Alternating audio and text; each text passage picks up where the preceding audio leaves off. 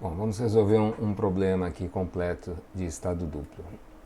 Nessa estrutura, essa viga biapoiada deve ser entendida como biapoiada nos dois planos, tanto no plano horizontal como no plano vertical.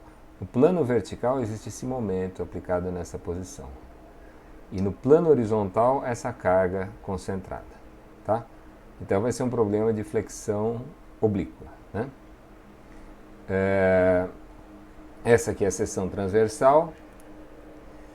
E o que se pede num primeiro momento é a tensão normal e a tensão de cisalhamento nesse ponto N aqui, pertencente a essa seção. Então imagine uma seção imediatamente à direita do ponto de aplicação da carga e o ponto N está bem na extremidade dessa peça aqui, quer dizer, é para ser entendido como pertencente a esse pedaço da seção. Tá? Depois, tendo as tensões no plano da seção transversal, é para montar o círculo de Mohr, calcular tensões principais e tudo mais. São dados alguns números aqui, tá? Primeira providência, vamos ver qual que é a solicitação nessa seção transversal. Né? Então, vamos ver. Em termos de esforços solicitantes, vamos pensar nos dois planos separadamente. No plano vertical tem esse momento M asterisco nesse sentido. As reações têm que formar um binário no sentido contrário, não é isso? Então aqui vai dar uma reação para cima. E aqui vai dar uma reação para baixo. Vocês se lembram que quando a gente tem um momento numa posição qualquer de uma viga biapoiada, as reações valem o momento dividido pelo vão. Né? Como esse M asterisco é 3PA, quando eu dividir por 3A vai dar P. Ou seja, essa reação vai ser P e essa aqui vai ser P também. Então, no plano vertical, o diagrama de momentos vai ser assim. Olha, eu não preciso do diagrama de momentos, eu preciso só daquela seção. Mas já que nós estamos aqui mesmo, o diagrama de momentos no plano vertical vai ser assim. Ó. Daqui até aqui o momento cresce linearmente, né? Até esse valor que é 2PA. E daqui para cá ele cresce linearmente até PA. Exatamente nessa seção existe uma descontinuidade, porque existe um momento concentrado aplicado nessa posição. Né? O salto nesse diagrama é de 3PA, que é o valor desse momento. Tá? Isso é o que acontece no plano vertical. Em particular, nessa seção que eu estou querendo, esse momento aqui vale P vezes A. Tá? E eu vou passar esse momento para essa figura. Essa flexão no plano vertical acontece assim. Ó. Vejam qual é o sentido do corte. Eu estou olhando da direita para a esquerda nessa figura. A força cortante no plano vertical vai ser P de baixo para cima. E o momento fletor traciona embaixo e vale PA. Olha, pela regra da mão direita, eu não me atrevo a fazer regra da mão direita para vocês que eu não sei nem como vocês estão vendo, mas se está tracionando embaixo, pensem bem se não tem que ser assim esse momento. Ó. PA tracionando embaixo. Tá? Essa é a flexão no plano vertical. No plano horizontal, a gente vai imaginar que a viga é biapoiada também é um dado do problema.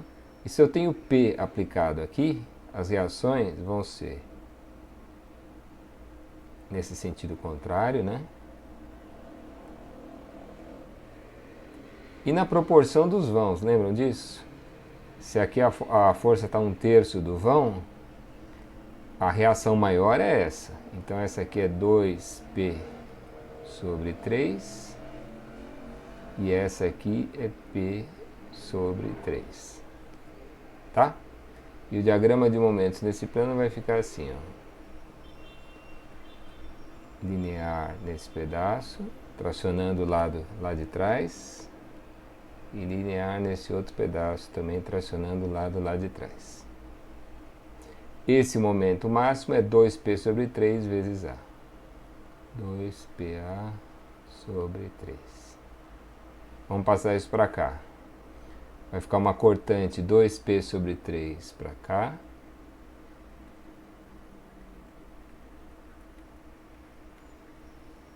E mais um momento tracionando o que seria o lado direito dessa figura, 2PA sobre 3. Pela regra da mão direita, é assim, né?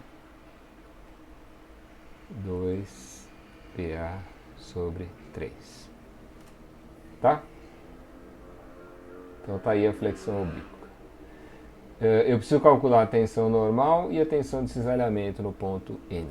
Vamos começar pela tensão normal. Sigma no ponto N vai ser... Bom, aqui ó, vamos pensar um pouco.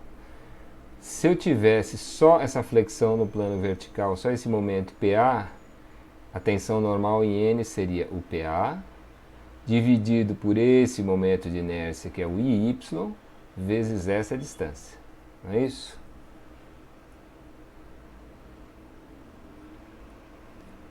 Então é o PA dividido pelo IY. Bom, o IY é 13,5 de ΔC ao cubo. 13,5 de ΔC ao cubo. E a distância é essa aqui, né? A distância é o eixo Y, que é C. Vamos imaginar essas distâncias todas na metade da espessura e vamos adotar aquelas simplificações. C mais ou menos metade da espessura é igual a C, né? Então aqui, olha, a distância é C.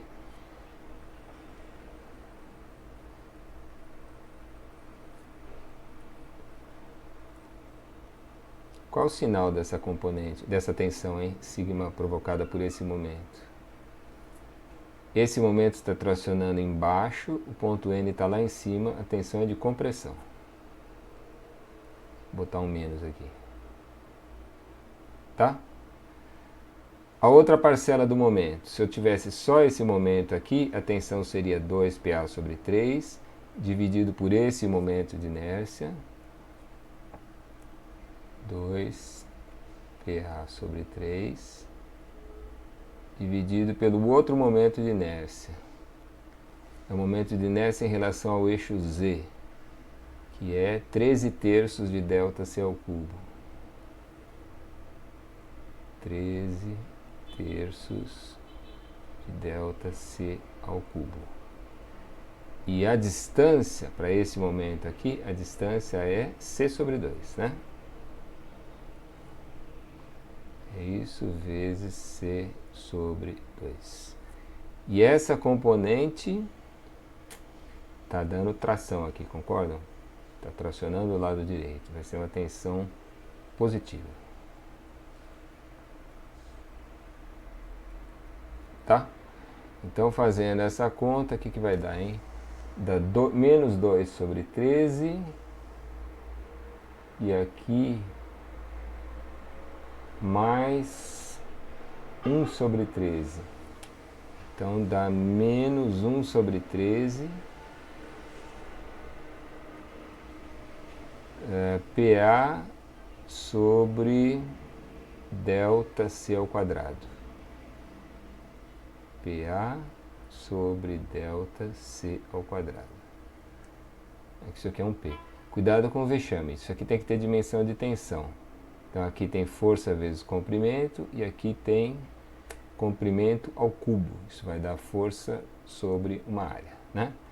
Bom, esse PA 1 sobre 13 delta sobre C ao quadrado, onde é que ele aparece aqui? 1 sobre 13 P sobre delta C é um dado, né? Se eu dividir isso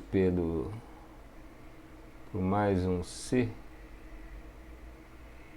não, cadê? PA sobre ΔC ao quadrado, né? Então vai ficar, tem que multiplicar por A e dividir por C. A dividido por C é 10. Então, em vez de 800, vai aparecer 8.000.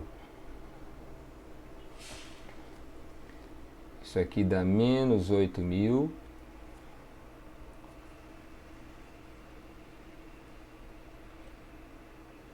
menos 8.000. E aqui as unidades acho que são quilograma-força por centímetro quadrado. Tá? A tensão normal dificilmente é o problema. O problema é a tensão de cisalhamento.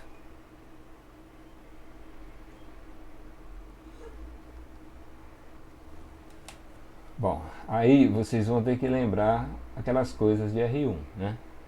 Como calcular o cisalhamento na flexão. Vamos começar por essa força cortante aqui. Essa força cortante associada à flexão no plano vertical, né? Vocês se lembram que quando a gente queria calcular a tensão de cisalhamento num ponto qualquer, a gente fazia um corte nesse ponto, né? E a gente cortava sempre segundo a espessura. Portanto, cortava desse jeito. Ao fazer esse corte, o objetivo era separar uma parte da seção do resto e ver como é que o pedaço que deslizava, né? Agora, nesse caso dessa seção transversal, ela tem esse trecho aqui fechado. Se eu cortar aqui, eu não consigo separar uma parte da outra, né? Então, quais são as possibilidades? Lembram disso? Ou a gente corta numa posição simétrica, em que a gente sabe que a tensão é igual, ou a gente corta exatamente no plano de simetria, em que a gente sabe que a tensão vai ter que ser zero. Agora, vejam, essa seção tem dois eixos de simetria. Tem um plano de simetria aqui e tem um outro aqui. Qual é o plano de simetria para essa cortante? Aí vocês têm que lembrar o seguinte. O que interessa é o plano em que existe simetria das tensões normais e, portanto, das tensões de cisalhamento, né? Então pense só nessa solicitação azul. É uma flexão em torno desse eixo.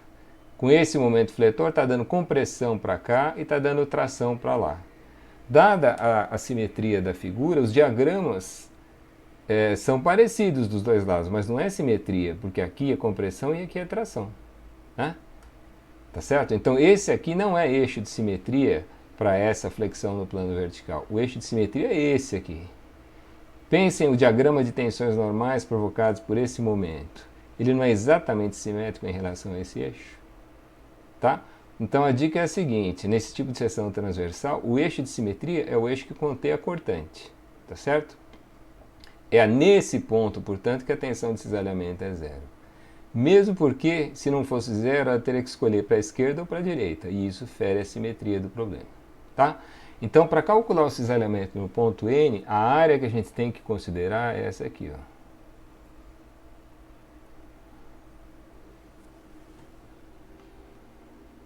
Eu corto aqui,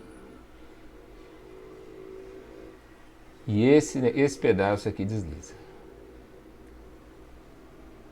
tá? Bom, eu vou precisar do momento estático desse pedaço.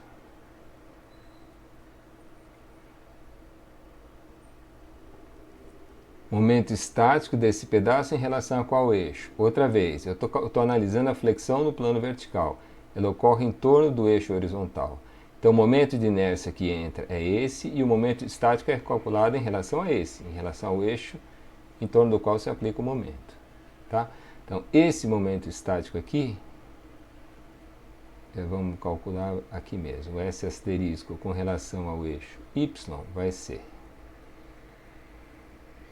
Para esse pedaço, o momento estático é a coordenada do G, que é C, vezes a área, que é C, vezes a espessura delta, que é constante, né? E para esse pedaço, a coordenada do G é, vejam, se isso tudo aqui é C, isso aqui é 3/4 de C. 3C sobre 4, essa é a coordenada do G, e a área é C sobre 2 vezes delta. Ou seja, esse momento estático vai dar o quê, hein? Aqui dá 3/8 mais 8/8 dá 11/8 de delta C ao quadrado. Tá? Então a tensão de cisalhamento em N provocada por essa cortante vai ser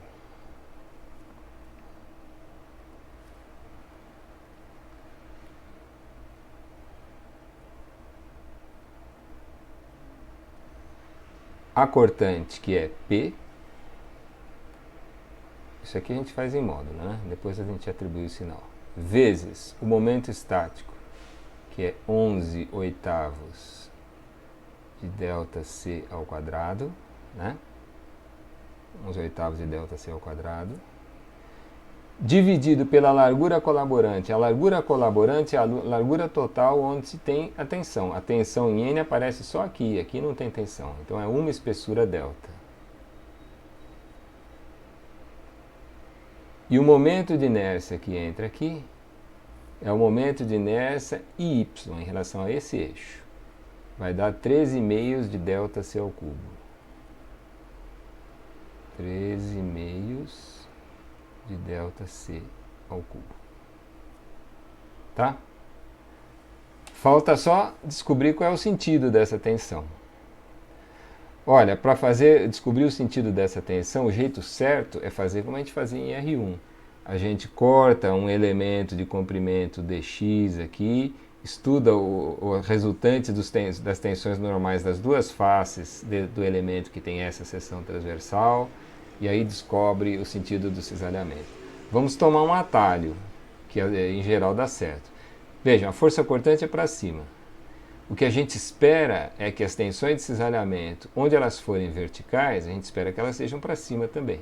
Então, nada mais natural que imaginar que essa tensão de cisalhamento em N provocada por essa cortante seja para cima. Tá? Eu vou representar assim.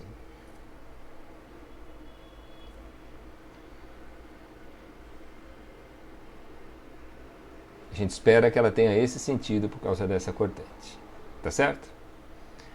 Bom, agora vamos analisar a outra flexão, flexão em torno desse eixo Z, é provocada por essa cortante.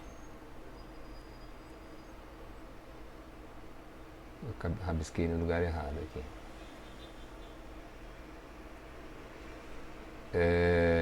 Tem mais uma parcela então, eu não sei se vai ser mais ou menos.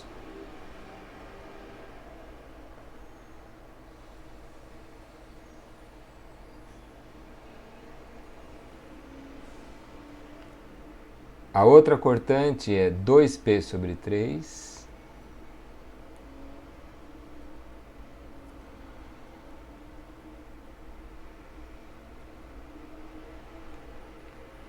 E o momento estático é o momento estático... Bom, qual é o momento estático agora, hein?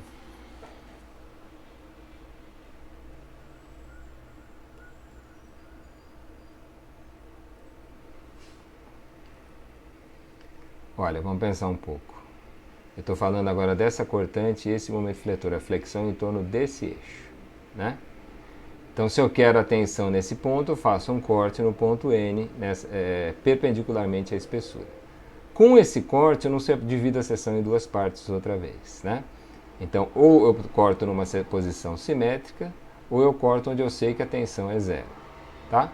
Bom, a seção outra vez tem dois eixos de simetria, mas só um é eixo de simetria das tensões para essa flexão.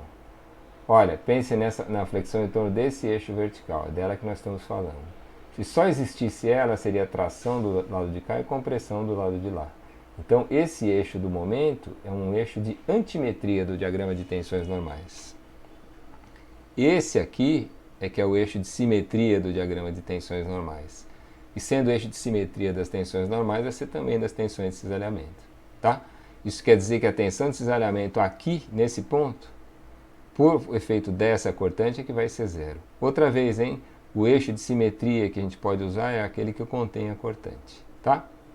Então, nós vamos cortar aqui em N e na posição de simetria. Tá? O momento estático que eu tenho que calcular é o momento estático dessa figura em relação ao eixo de flexão. Agora, nessa análise que eu estou falando, que é a flexão em torno do eixo Z,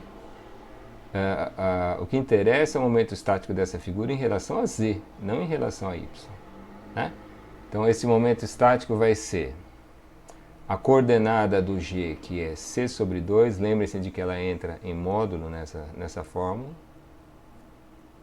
Aqui vai ser C sobre 2,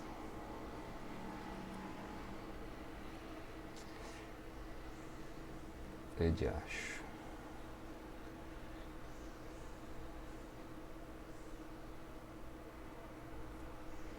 C sobre 2. E a área é C vezes delta.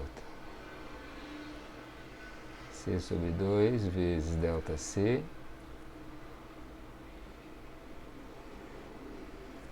Tá? No denominador vai entrar a largura colaborante. Bom, outra vez, eu cortei em duas posições, mas aqui não tem tensão, é o eixo de simetria. Então a largura colaborante vai ser 1 delta. E o momento de inércia? O momento de inércia, agora é o momento de inércia em relação ao eixo Z, é o eixo em torno do qual se aplica o momento fletor. Vai ser 13 terços de delta C ao cubo. Que vai dar 13 terços de delta C ao cubo. Tá? E os sentidos, hein? Nós vimos que por essa cortante seria para cima. Lembra daquela ideia? Olha, a cortante está assim, as tensões para cada lado elas brotam aqui, fazem assim e depois morrem aqui, né? Então para essa cortante a tensão dá para cima. E para essa cortante? Teria que fazer aquela análise direitinho, mas eu não vou fazer aqui. O que acontece nesse quadro fechado, hein? Para essa cortante a tensão brota aqui, vem para cá e depois morre aqui. Né? É só olhar uma seção retangular vazada que vocês vão reconhecer isso. Então, outra vez, para essa cortante, a tensão vai subir em N. Elas vão se somar no final das contas. A soma dessas duas. Tá? E aí, se vocês fizerem essa conta... Eita, isso aqui vai dar 11 sobre 72... mais 1 sobre 13. É isso? 11 sobre 72 mais 1 sobre 13. 1 sobre 13.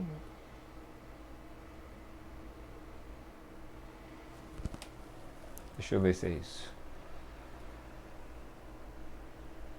11 sobre 72 mais 1 sobre 13. É isso. Se vocês fizerem essa conta, vai dar 3.000.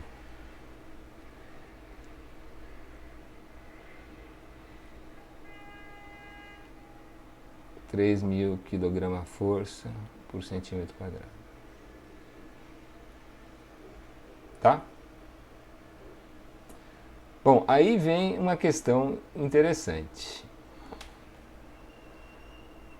Eu estou calculando as tensões nesse ponto aqui. Onde é que está aquele quadradinho? Onde é que eu represento aquele quadradinho com as tensões que eu conheço?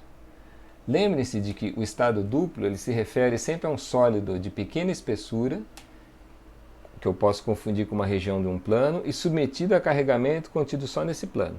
Né? Isso aqui certamente não está nessas condições. Né? Não como um todo, mas localmente, na vizinhança de cada ponto, é como se fosse isso. Vocês podem imaginar essa seção transversal, se ela for de paredes delgadas mesmo, como se fosse uma folha de papel dobrada. Imagine que eu dobre uma folha de papel para compor esse perfil. A dica é a seguinte, aquele quadradinho está contido na folha de papel.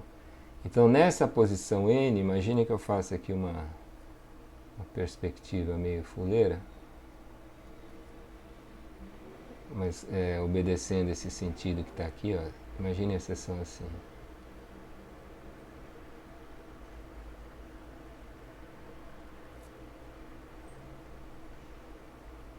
No ponto N, aquele quadradinho tem que estar contido na folha de papel.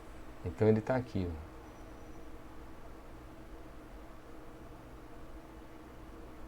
Esse é o quadradinho em torno do ponto N em perspectiva. Tá? Eu vou desenhar de novo esse quadradinho.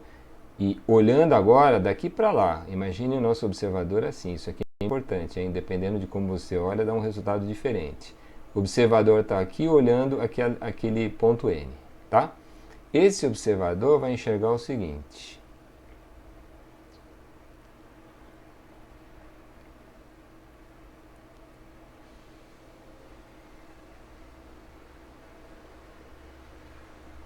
ele vai enxergar o quadradinho assim.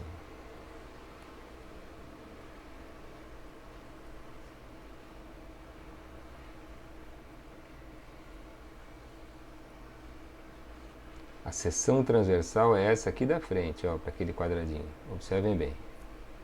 A seção transversal está aqui, a face direita desse quadradinho.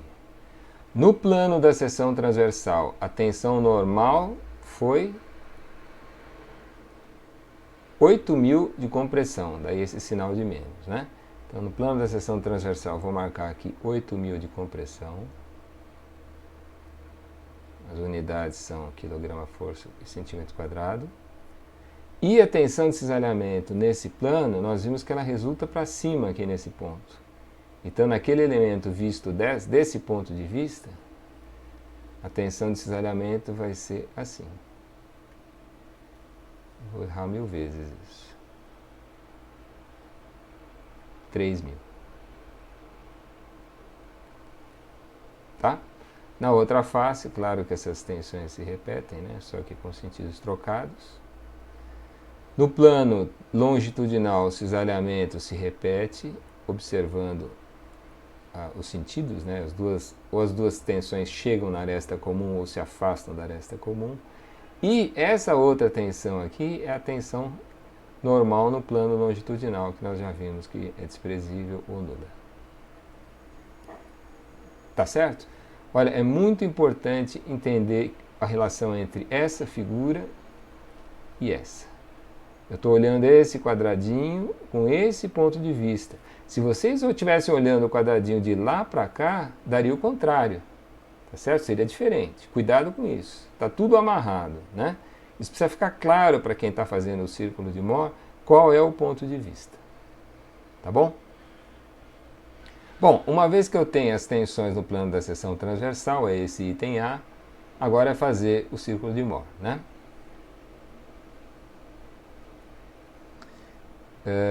Bom, é claro que eu já tenho o círculo de Mohr, porque eu não teria a menor condição de fazer essa figura.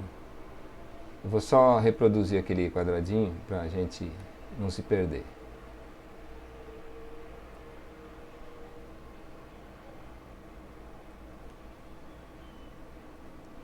Aqui dava 8.000 de compressão.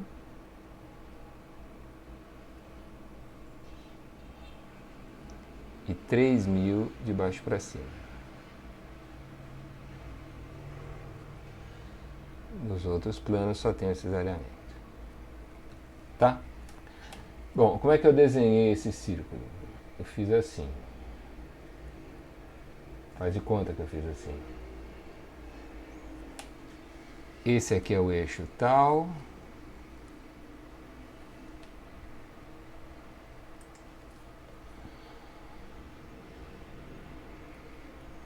Esse aqui é o eixo sigma. Primeiro ponto, correspondente a esse plano vertical. A tensão normal é menos 8.000 e o cisalhamento é menos 3.000, gira no sentido anti-horário. Então eu vim aqui no menos 8.000, menos 3.000, definir esse ponto. Tá? Depois, no outro plano, a tensão normal é 0, o cisalhamento é mais 3.000, girando no sentido horário. Sigma igual a 0, cisalhamento mais 3.000, dá esse ponto aqui. Então, teoricamente, eu uni esses dois pontos, né? Onde essa reta que une esses dois pontos encontra o eixo sigma, está o centro da circunferência. E aí eu traço a circunferência. Tá certo? Valores que nos interessam nesse círculo de Mohr. Essa é a tensão principal maior, que deu, se vocês fizerem isso em escala, dá 1.000. Essa é a tensão principal menor, sigma 2, acho que dá menos 9.000. Olha, esses problemas aqui foram todos feitos de modo que as contas resultassem simples. De modo geral, o círculo de Mohr não dá números redondos assim, né? O cisalhamento máximo vai ser isso aqui. É o raio, né? O tal máximo.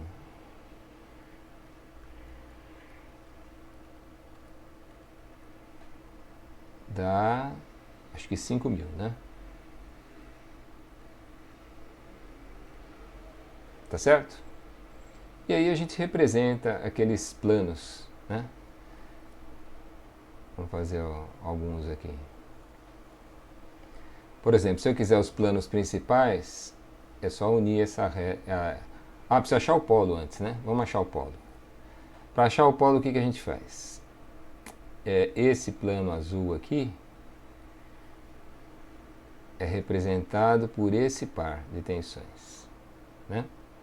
Então, por esse ponto, eu traço uma reta paralela àquele plano. É uma reta vertical.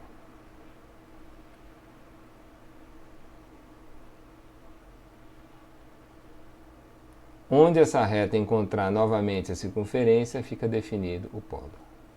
Esse aqui é o polo.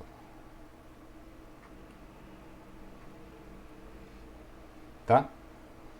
E aí a gente consegue desenhar os planos. Planos principais. Olha, para achar o plano de sigma 2, é só unir, fazer uma reta que vai do polo até esse ponto.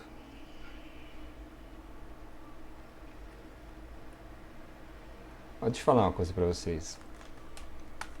Essa é a minha mesa digitalizadora. É do meu filho, na verdade. Então, ela não é daquelas que aparece aqui o que a gente está escrevendo. Eu escrevo aqui e tenho que ficar olhando lá no monitor. Então, o dia que vocês tiverem a oportunidade, eu quero ver se vocês fazerem isso. Olhando para o monitor e escrevendo aqui, nessa mesinha, façam uma reta que vai desse ponto até esse aqui. Vocês vão ver como é que é. Faz de conta que dá assim. Tá? Esse é o plano de sigma 2. E o plano de sigma 1 é esse aqui. Bom, vocês entenderam, né? Eu não consigo fazer essa reta. Impossível. Fazer um pontilhado. Essa reta que passando por aquele ponto é o plano de sigma 1. E aí a gente representa os dois planos na mesma figura fazendo assim. Tá? Bom, nesse... ficou feio demais, espera só um pouquinho. Tem que ser paralelo mesmo, né?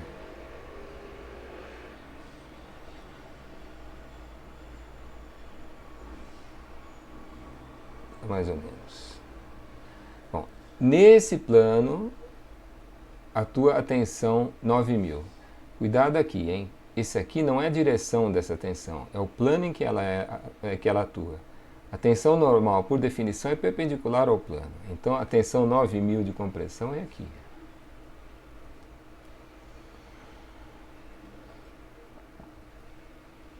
Tá? E esse é o plano em que atua a tensão 1000 de tração. Ou seja, aqui, assim, a tensão vale 1000.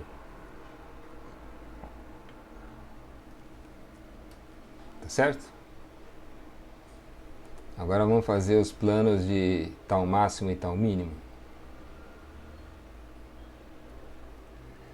O plano de tal mínimo é a reta que sai do polo e chega aqui. Uma reta impossível de desenhar.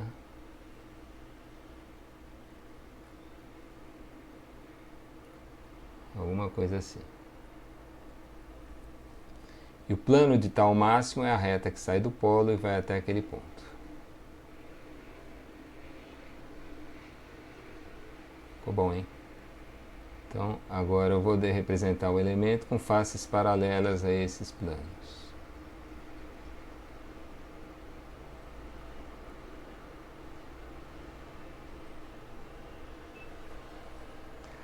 Tal máximo é positivo, gira no sentido horário. Ele atua nesse plano. Então, é esse sentido e esse sentido. Essa tensão vale 5000. Tá? Observem que no plano em que atua tal máximo, a tensão normal não é zero, é menos 4000, ou seja, 4000 de compressão.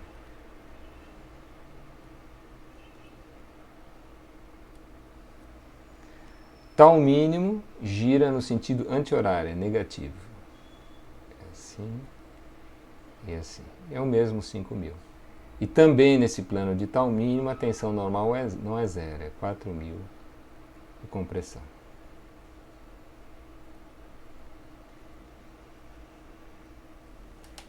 Tá certo? Esse é o círculo de Mohr. Então, da mesma maneira, ó, que esse quadradinho está relacionado a essa figura aqui, imagine o outro quadradinho que é um pouco girado em relação a ele. Ou esse aqui, ó, um pouco girado em relação a ele. Imaginem esse quadradinho ali dentro. Tá? Aí vocês conseguem localizar na estrutura qual é o plano principal e qual é a direção da tensão correspondente. Tá bom? É isso aí.